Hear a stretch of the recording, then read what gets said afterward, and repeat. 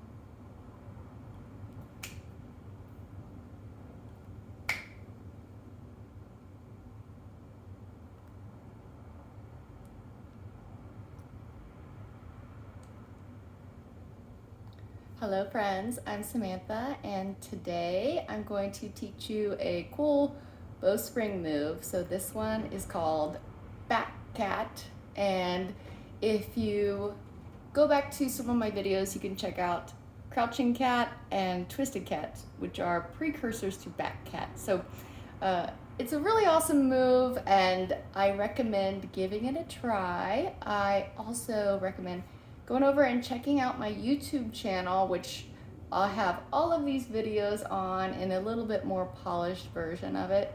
So what's cool about the Facebook Live is you're getting a kind of behind the scenes look. So I can show you, look, see I'm filming it and you might see my cat in the background, which all that gets is not really going to be in the YouTube video. So you get an advantage over being live and personal here. So if you're new to Bowspring, I recommend checking out some videos that say easy or introduction to Bowspring, or just sending me a message and I can send you some more information on it. It's quite different than anything else you've ever tried, I can promise you that. It is radical and revolutionary, but oh so great for the body. It opens you up in a totally new way. This is kind of an intermediate bowspring pose, back cat is. So I really recommend checking out the video on crouching cat, humble cat, and twisted cat before doing back cat. Well, no, I take that back. You can give it a try, give it a whirl, be my guest. Give it a try. You might really like it the first time you try it. It helps to have some knowledge of the terminology first. So one thing that we're going to use in today's back cat is we're going to use a neck hook hand. So we can try that out now. And you don't even have to try back cat to really use the neck hook. So you can use it right now. If you're still at work at your desk, then you can go ahead and do this one now. So we'll take our hand and we'll make a cup out of it. So we're not overly tensing the fingers. We're going to make a liquid hand. So a liquid hand will form to whatever it is touching on. So I'm gonna take this liquid hand behind my neck, and you see how I'm gonna try to make the fingers come out on the other side. And the elbow will want to wrap forward. When I do that, my armpit flattens out. So I want the opposite. So I relax my trap muscle in order to fold the elbow inward, and then I've deepened my armpit as a result. And then I can lean the occipital bone, so that's the round bone at the base of your skull. I can lean that over the fingers, so I've given myself a support, a neck brace to lean back into, enable the front of my throat to bow forward. And if you're trying that now for the first time, you might really, really like it. So another thing I like to do when I'm doing the neck hook hand is giving a little pressure to the forehead. And when I do, oh my God, the jaw can totally relax. It's super cool. So we're gonna use it today in the back cat to first give a support to the neck, because we're not used to holding our head up. We're used to holding our head forward, looking at the ground or looking at our device or our computer. So most of us don't have the neck strength to hold it up like that and to bow it like that. And so we're gonna use the front of the neck muscles to do the work, and we don't want to do that either, so that's why we're going to use the neck hook. Another reason we're using the neck hook, it's going to keep us from collapsing when we arc. So we're going to bow, we'll get longer in the front, throat, and the belly. We're also going to arc, which is a lateral rainbowing of the body. And if we just like the back of the neck is not strong enough to hold us up, the side of the neck isn't either, so I'll show you what could happen. That's called a dark arc. So it's when I'm arcing, but I'm also collapsing onto the side I'm arcing towards. So if you have the neck hook employed, you can lean back and take more of a long arc. So I'm not collapsing to this side right here. I'm staying long, and I've got something to push my chin back into. All right, so we'll use the neck hook hand. You can use a lot of different hands. So it's like you combine this hand with this foot, and when you know the algorithm, you can make up your own bowspring pose. It's really cool. So we're gonna try it out now. Back cat, and I'm gonna show it to you from several different angles. I'll show it to you on the wall first.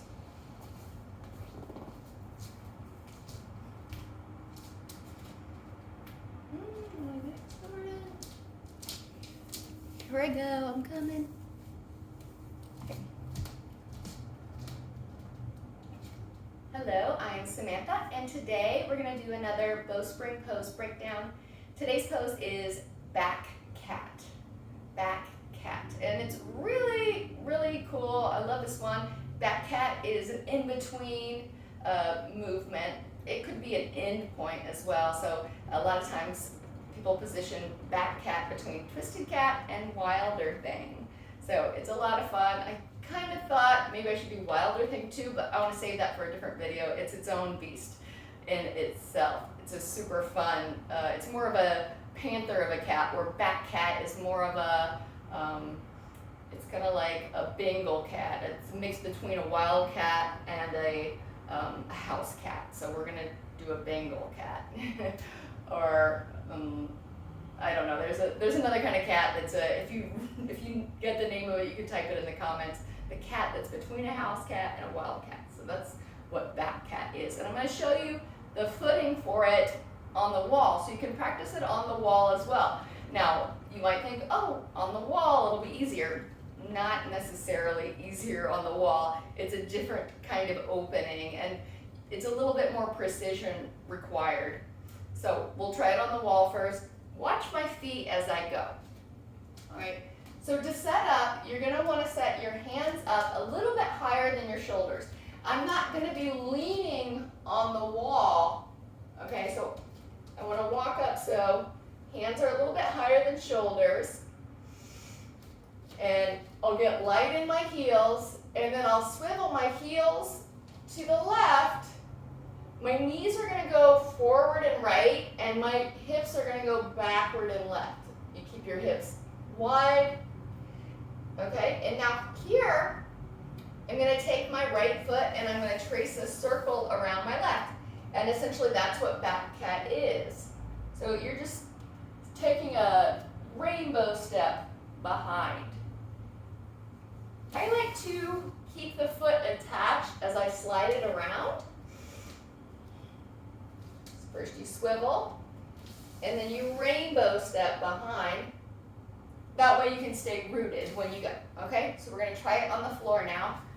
You're gonna trace a circle and step behind, okay? You got it? All right, let's come down to a crouching cat. And if you need to learn more about the alignment of crouching cat, go back and check my Bowspring pose breakdown video on crouching cat, and then go and check out the video about twisted cat. So those are both precursors to back cat. I'm going to show it to you from a couple different angles so that you can see it. It really is a three-dimensional pose. It's really cool. So we'll start out in traditional crouching cat. So like I always say, a good and light crouching cat comes from a light and centered and balanced all fours. So I'm going to start out and really get balanced in all fours, establishing that open channel.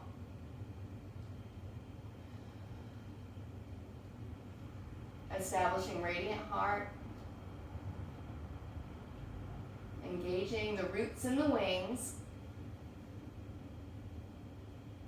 And then roll over.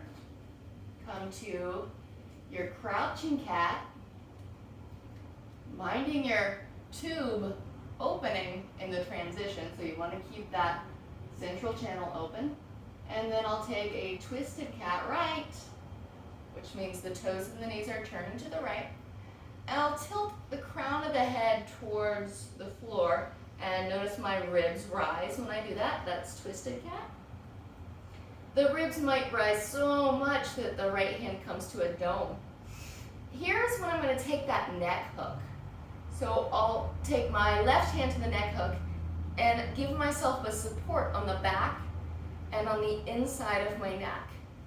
That way I can lift the right side of my neck towards the ceiling and pull the left side up as well so I don't collapse into my shoulder. Check that your standing hand is long and strong here and not hyperextended like that. So elbows out, tone around the bone, and a couple pulses here. And then I'll take the back cat, trace the circle, and you step behind you. So it gives you more of a twist in the hips.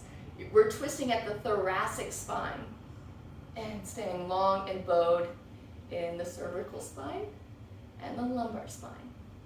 Okay, to come out of it, reach, trace the circle, touch down dome, and spring hand.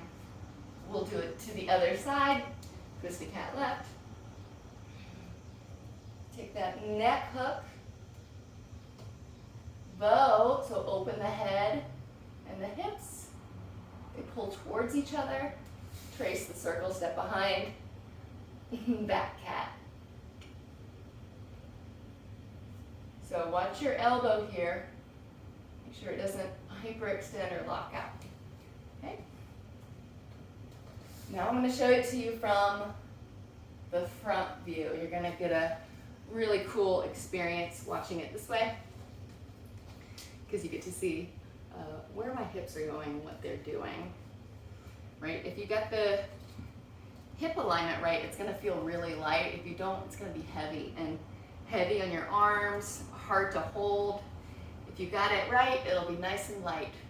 So my hips are totally behind me. I've got a mirror in front of me and they're way over there. All right, if your hips start going forward, you're gonna do the whole pose in your quads and your knees, and that's gonna suck. So hips back, all right? The head, the more you tilt the head, the more these side ribs rise. That'll make it lighter too. Side ribs rise, neck hook, trace the circle, step behind, back cat.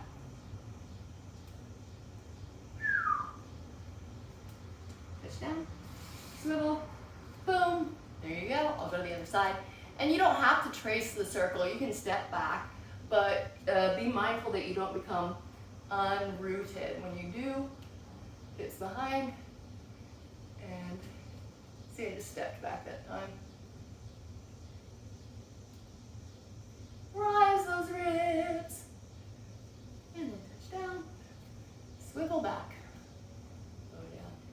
So I hope you can incorporate back cat into your bowspring practice. It's a lot of fun. And the next step is wilder thing. So if you have done regular modern postural yoga before, you've probably tried wild thing before. Bowspring. This is a bowspring version of wild thing, which is with the arms and legs locked out. The bowspring version is, of course, springier, more bowed, and more curves, and a lot more fun too. So I hope you like this video. If you want to get better at back cat, I suggest watching the all fours video, the crouching cat video, the twisted cat video, and then going back to the back cat video. Or what the heck, just watch this one first and figure it out on your own. That's what I would do. Well, I hope you have a good day. Thank you for watching, and please like, subscribe, and share this. Thank you guys.